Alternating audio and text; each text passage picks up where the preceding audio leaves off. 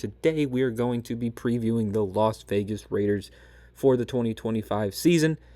And let's not waste any time. Let's get into this preview of the Raiders. So first we have their additions and their losses. So additions, you got new head coach Pete Carroll. You got Geno Smith, Ashton Jeanty, Dante Thornton Jr., Jack Beck, Alex Kappa, Jermaine Pratt, Alandon Roberts, Darian Porter, Eric Stokes, and Jeremy Chin. These are all guys that are projected starting on the depth chart or projected to probably, at least in my opinion, get good amount of playing time. And then losses, guys that played a lot for them last year or just good players that were hurt. You got Alexander Madison, Andrew James, Kayvon Chason, John Jenkins, Robert Spillane, Divine Diablo, Nate Hobbs, Marcus Epps, and Trayvon Merrick. So first, talking about the additions, probably the biggest one is their new head coach, Pete Carroll. While we all know about Pete Carroll, this is his first time being the head coach of the Raiders and first time coaching after a little bit of a break. Now, he definitely had a very older philosophy, so to speak, when it came to coaching, but it seems like, based on what he has said in interviews or reports or whatever, is that he's going to he's willing to change it to fit the modern style of football, which should help the team. Because I feel like when teams bring in these older coaches, they don't adapt to the newer style of football, and it just hurts the team overall. So hopefully with Pete Carroll sort of modernizing his coaching and his philosophy should help the Raiders as a whole. In the last few years with Seattle, like the last 3 or 4 years with the Seahawks, the Pete Carroll teams, now he is a defensive-minded guy, but they didn't have a lot of rushing success when he was the head coach there. Now, he did when Marshawn Lynch was the running back, and now they bring in Ashton Jeanty, a generational talent at running back. They also had a solid passing game towards the end of the Pete Carroll era in Seattle when he was with Russell Wilson. And then in those same years, they didn't have the best defenses, but again, I don't think the talent was quite there for the Seahawks defense for Pete Carroll to work with, quite like he had back in the early 2010s. So I don't really think the potential down years of offense and defense performance is all on Pete Carroll. So I do think he will be a good fit and a good coach for the Raiders. And since he's a defensive-minded guy, the offensive coordinator they brought in is Chip Kelly. Now, when he's been in the NFL as a head coach in the late 2010s, the offenses he had pretty good success. Chip Kelly had some good offenses when he was the head coach. And more recently, when he was the head coach at UCLA, they had numerous top 20 offenses and a top 8 offense at one point in terms of points per game. So I think the Chip Kelly hire is good, and I think him and Pete Carroll will have a good partnership on both sides of the ball, and I think that will obviously end up helping the Raiders this season and in the future. Now, some of the players that they brought in, obviously the big name is their new quarterback, Geno Smith, after just rotating of guys like Gardner Minshew and Aiden O'Connell. I think Jimmy Garoppolo might have been the quarterback at one point. They were just rotating guys in. And while Geno Smith isn't necessarily a future building block quarterback, he's not your franchise guy for the next 10 years, he's a very good quarterback to bridge to getting that potential franchise guy down the line. He can be obviously very accurate, has a really high completion percentage in his successful years with Seattle. He will turn the ball over here and there. He will throw his fair share of interceptions, put the ball in danger. But he can make good throws, very good in the pocket. And honestly, in Seattle, especially last year, their O-line was horrible. I mean, they gave it the 12th most sacks last year. Or no, the Raiders O-line gave it the 12th most sacks. The Seahawks O-line tied 6. They were tied for the 6th most sacks given up last year. So you can't really expect Geno, who's not this super athlete to do much with that O-line when he's a more pocket passer. Now, the Raiders O-line, as I just said, which was 12th most in sacks, isn't much better than the Seahawks O-line, so I don't know how that's going to translate with Geno Smith, but it is an improvement in O-line nonetheless. And one of those improvements of the O-line is bringing in Alex Kappa from the Bengals. And although I said improvement, it's really just a change because on Cincinnati, I mean, he wasn't the best last year, and the Bengals gave up the amount of sacks they did for a reason. And I think Alex Kappa was part of that reasoning of why they gave up a lot of sacks, because it's definitely probably not Joe Burrow's fault. So I don't know how much of a help that's going to be to the, poor O-line the Raiders had last year. They didn't really lose anybody on the O-line. They did lose Andrew James, but to be honest, Andrew James wasn't very good last year with the Raiders either. So in terms of the two O-linemen that you bring in, it's kind of a net neutral. Honestly, I think I'd rather take Alex Kappa over Andrew James, but barely by anything. Then they bring in Jermaine Pratt and Landon Roberts to be their Robert Spillane and Divine Diablo replacements. Now, Landon Roberts, he was a good run defender last year, although you saw some regression out of him because he was 30 last year, so it makes sense. And then Jermaine Pratt, I mean, he'll make a lot of tackles, but he'll also miss a lot of tackles as well. So he gets a lot of chances to make tackles, but he doesn't always make them. And he's also not very good in coverage. And then Divine Diablo, honestly, last year, he was okay. It was nothing special last year, but he's 26, so obviously he has still a lot of room to grow. But the big loss at that linebacker position is Robert Spillane. I mean, he was one of the better run defending and tackling linebackers in the league last year, and overall just a very good linebacker. So to lose him and to replace him with Jermaine Pratt, who's just a poor man's Robert Spillane, and then I'd think now maybe a Landon Roberts is better than Divine Diablo, but I think you'd rather have the potential and upside that a guy like Divine Diablo has. So I think they took two big losses there at the linebacker position. And then they bring in two corners, Darian Porter, who we'll talk about in a little bit, but they also get Eric Stokes to sort of replace Nate Hobbs. Now, Nate Hobbs, he has been very injury-prone when he was on the Raiders. When he is healthy, though, he's a very good slot corner. Not so much on the outside. You definitely want Nate Hobbs. If he's on your team, you want him in the slot at that nickel position. But as a nickel corner, he's very good when healthy, but that is the big if when it comes to Nate Hobbs. And then they replace him with Eric Stokes. I mean, he is still 25, Stokes is. He hasn't really played a ton in his first 4 years, but I don't think it's been from injuries like Nate Hobbs. I think he just hasn't played. And he can be somewhat liable in coverage, but he's not the worst in coverage.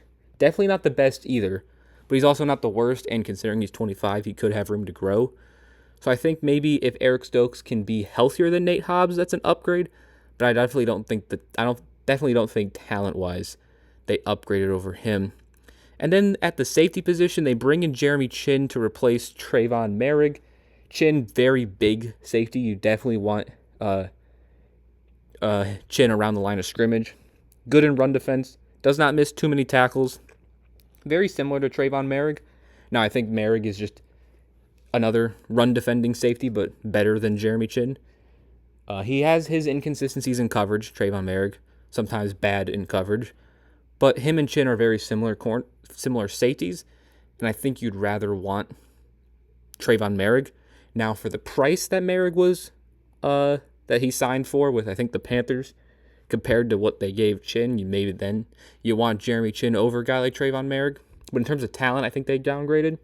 They also lose Marcus Epps, who's another good run defending safety, but also can be inconsistent in coverage. But when he was fully healthy, most recently, which is in 2023, he was a very solid safety for the Raiders. So I think overall they downgraded at safety, linebacker, They also lose Kayvon Chason, good young depth pass rusher who definitely struggled to start his career, but he actually had a pretty good season in spurts with the Raiders, and I kind of liked what I saw, the flashes I saw out of Chason. And then they lose John Jenkins, who has just been like a long time veteran D tackle who wasn't super productive in the 2 years he had with the Raiders, so I don't think you're really missing out too much on there. And then Alexander Madison, another guy they lost. I mean, the Raiders had one of the worst run games in the league, and obviously part of that is the O-line, but I don't think it's all of the O-line. So I think moving on from Madison and getting a guy like Ashton Jeanty is a much needed upgrade. Speaking of Ashton Jeanty, one of the big additions the Raiders made this offseason, obviously we all know what Ashton Jeanty did in college this year. So we'll have to see if that can translate to the NFL, which I do think it will. The only thing that's going to hinder him, I don't think, is actually Ashton Jeanty himself. It's more of the O-line and the team that he's on. They also bring in Dante Thornton Jr. and Jack Beck as two depth-type receivers that they added through the draft. I don't know too much about Dante Thornton Jr. I won't lie. But Jack Beck, he produced well last year at TCU. He's got great hands, very good route runner, and he's also willing to block, which I always like out of my receivers. So I think Jack Beck will find early playing time on a weaker Raiders receiver room. And they bring in Darian Porter from, I believe, Iowa State. He's a very tall corner. Not a necessarily like a big corner, like he doesn't have a lot of weight or size to him, but he's very tall. So that's one of his things that he needs to work on. He needs to build up that frame, which I always trust that players can do that. Once you get in NFL weight training, NFL weight like strength and conditioning is a lot different than college. You see these players put on weight all the time, so I think he can put on that weight, and if he does, and it doesn't affect him too much, then he can be very good. Great in zone, Darian Porter. Does need to work on his man-to-man and his press, but that press comes with a little bit of building that strength and frame up too. So overall, I mean, I like the Geno Smith pickup at quarterback. I like Jeanty. I like the Jack Beck pickup. I like the Darian Porter and the Jeremy Chin for the value that you got Chin at. So I liked most of their major additions they made. And then the losses, the only really bad losses are really probably just Trayvon Merrick and Robert Spillane. Like Madison's replaceable, Andrew James, Chason, Jenkins, Diablo with his potential, I guess. I'm not a fan of them losing him. And then Nate Hobbs, it's just the injuries with him, but again, once he's healthy, he's a great corner. So I think overall, the additions they made are kind of similar to the losses. So I think it was a kind of a neutral offseason. They just shifted their talent to different positions. They now have a better running back, but they have worse linebackers. So I think it was an overall just okay offseason for the Raiders. But obviously the most important position, quarterback, you got upgraded. And sometimes that can really just make it a good offseason in general. Speaking of quarterback, looking at the offense for the Raiders. So last year, their offense was 29th in points scored. Not very good. They were a below-average passing offense and probably the worst running game in the league. I think they actually were the worst running game in the league. Again, their O-line, 12th most sacks allowed with 50. Now, that's not all of their fault. They have good linemen. Colton Miller, specifically, has been a very good, consistent, and reliable left tackle. You really love that you got Colton Miller there at that blindside spot, at least with Geno Smith. He's your blindside. Dylan Parham, he's just okay. Not great, not bad, just all right. Again, he was drafted in 2022, so he's still young, so he still could get better. JPJ, Jackson Powers Johnson, actually had a very good rookie year for a rookie center that they took in the second round.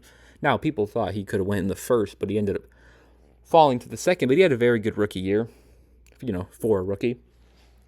And then a guy like DJ Glaze, another rookie that they threw in there in the starting lineup last year. Another decent rookie year for him, their third-round pick. So, I mean, when you have a second round pick and a third round pick going to their first year, you're not going to expect too much out of them. But I thought, all things considered, they showed a lot and they had very solid rookie years. So the only weakness probably on this O-line is Alex Kappa. And then Dylan Parham, I don't know if he's a weakness. He more is just like whatever. Like he's just there.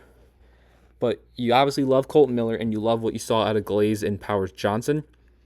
So I think while it was, a below average,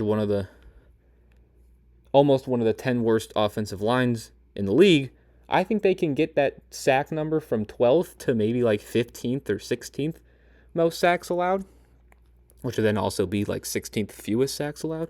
So I do think if you get progression out of Powers Johnson and a guy like DJ Glaze, I think the O-line can be slightly better. Not by much, but slightly better. And that might be enough considering it was not the best O-line last year.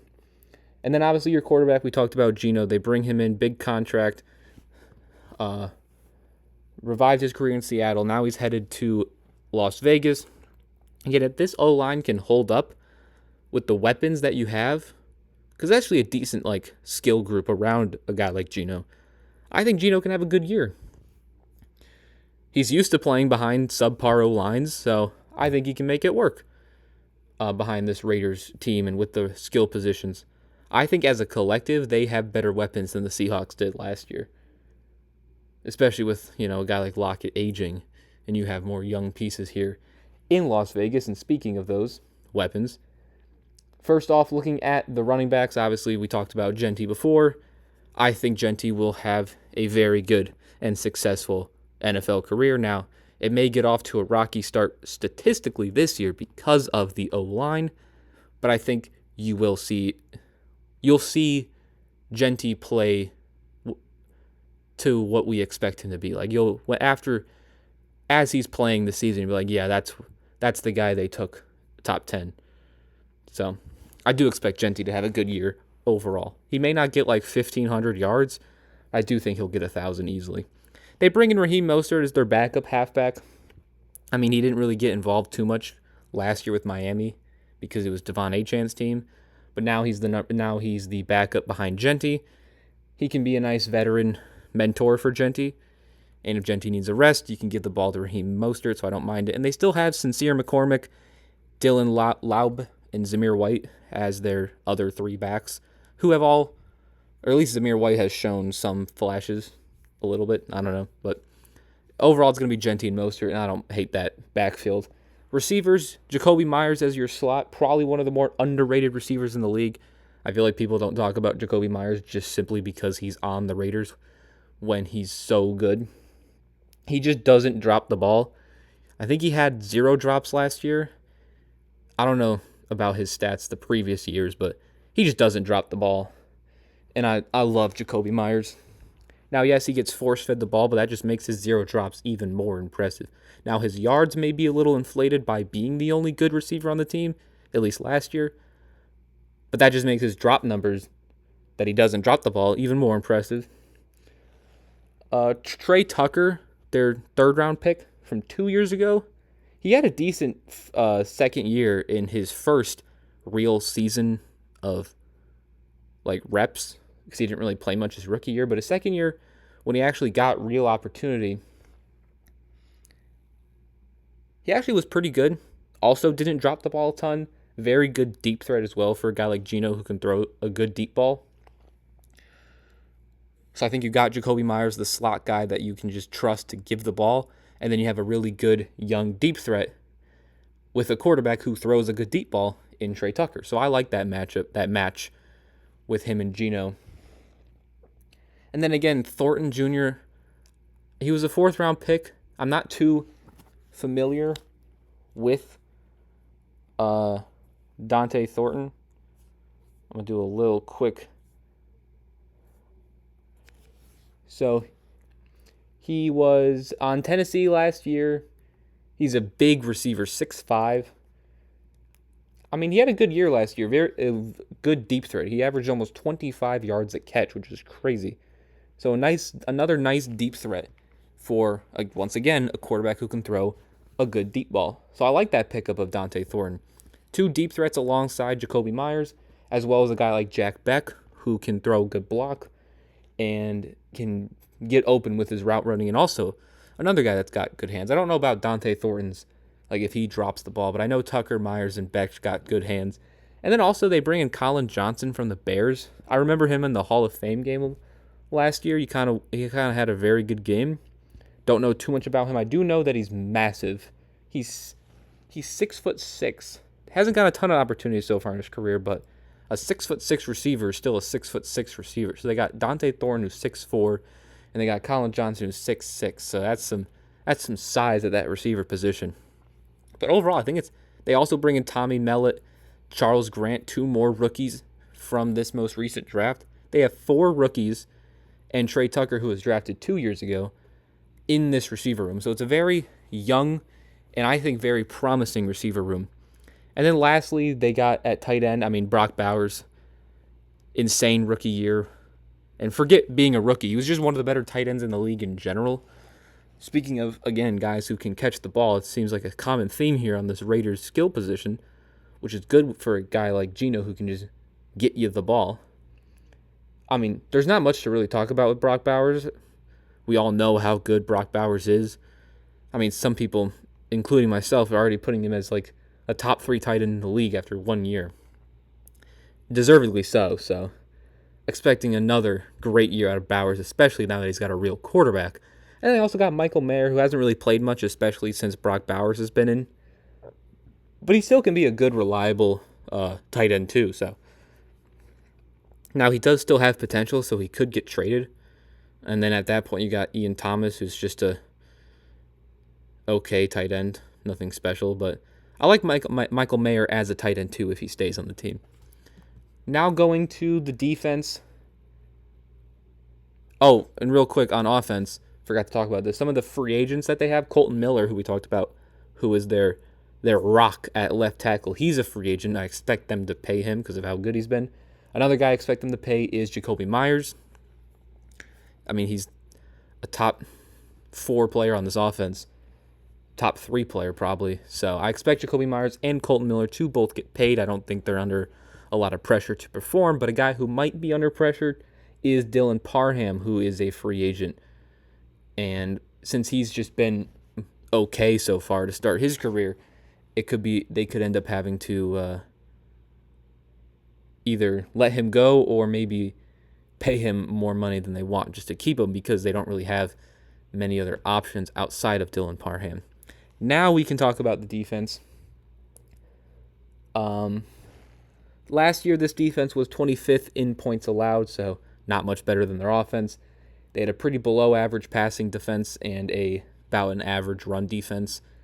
First, looking at the D-line, you got Malcolm Kuntz, who was very solid in his first year with a decent amount of snaps, kind of like Trey Tucker. He didn't really get much playing time early in his career, but the first year with real meaningful opportunity, he was very solid. And at 25 years old and being on a relatively decent D-line, I think he should be even better this season, now that he's still a starting pass rusher. And then you got Max Crosby. There's not much to really talk about Max Crosby. One of the better edge rushers, pass rushers, whatever, in the league. He's also one of the better run-defending edge rushers as well. You know what you're going to get out of Max Crosby. He's going to be really good, and that's pretty much it. At the D tackles, you got Adam Butler, which last year was, again, his first year where he started a majority of the games he played, and he honestly played very well. He also played well in 2023, too, and is also on a very good contract. So just a nice, cheap bargain for the Raiders at D tackle, and they kind of need that because outside of him, you have Christian Wilkins, who you paid a decent amount of money to, but he was hurt last year, and he may miss next season as well. He is a good player when he's healthy, but considering he's missed pretty much like potentially the last 2 seasons is not a good sign after you gave him the money that you gave him. And then outside of him, the only guy that is probably going to play or has shown that he might play is Zach Carter. He was traded for Cincinnati during last year and didn't honestly play much when he got traded to the Raiders, and he honestly isn't the best when he did play for the Raiders. So they're kind of relying on a guy like Christian Wilkins to be healthy, but it's definitely good that they got Adam Butler on the team. Too bad Tyree Wilson can't play D tackle, but I don't think you want that. Then at the linebackers, Malcolm Kuntz is also a free agent, but again, he had a very good 2024, and I expect a better 2025, so I think he'll get a nice contract. Now, will he get it with the Raiders? I don't know, but I think he'll get a decent amount of money next offseason. Again, looking at the linebackers, we already talked about Jermaine Pratt and Landon Roberts, both free agents. They only picked those guys up for one-year deals. Again, I definitely think they're downgrades over Spillane and Diablo, but they're still fine linebackers. Like, they're not bad.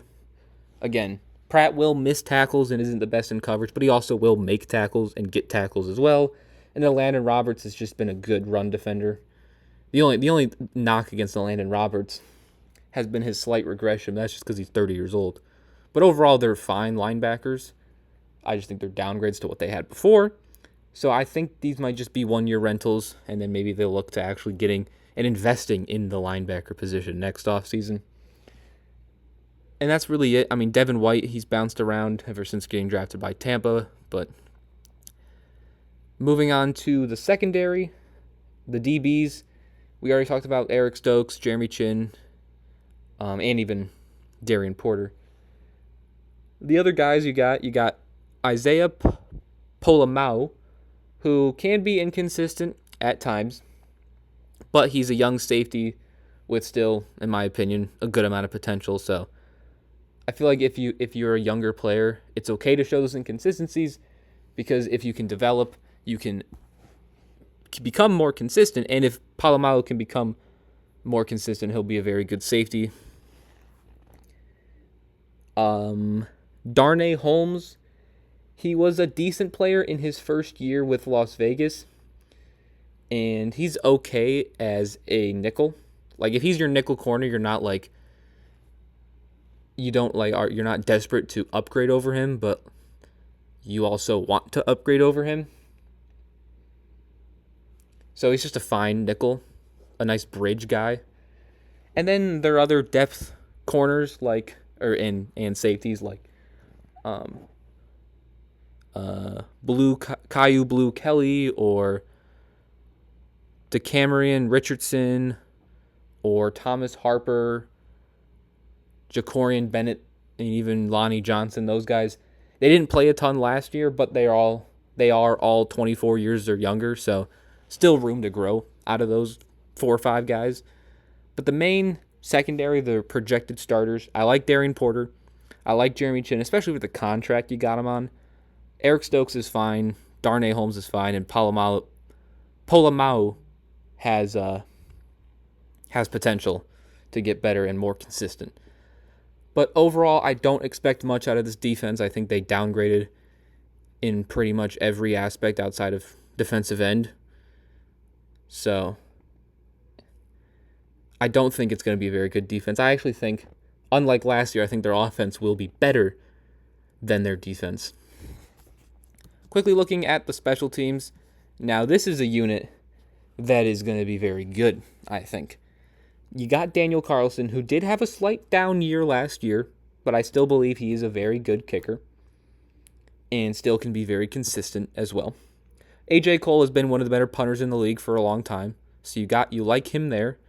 And then, Trey Tucker, we talked about his ability as a deep threat on offense, and partially that is his speed that he has, which can obviously help him in the return game.